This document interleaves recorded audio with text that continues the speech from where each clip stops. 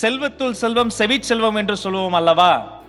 அந்த செவிகள் கேட்க முடியாத சூழலில் கூட இன்று நம் எல்லோர் செவிகளிலும் கேட்கும்படி தன் பெயரை நிரூபித்திருக்கிறார்.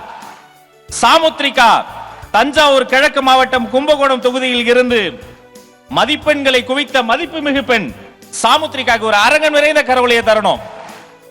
செவி சவால் செல்லம். நன்றிமா.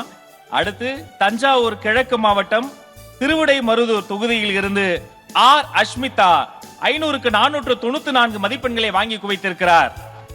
தங்கச்சி ஒரு விபத்தில் தன்னுடைய ரைட் ஹேண்ட்ல பிங்கர்ஸை இழந்துட்டாங்க.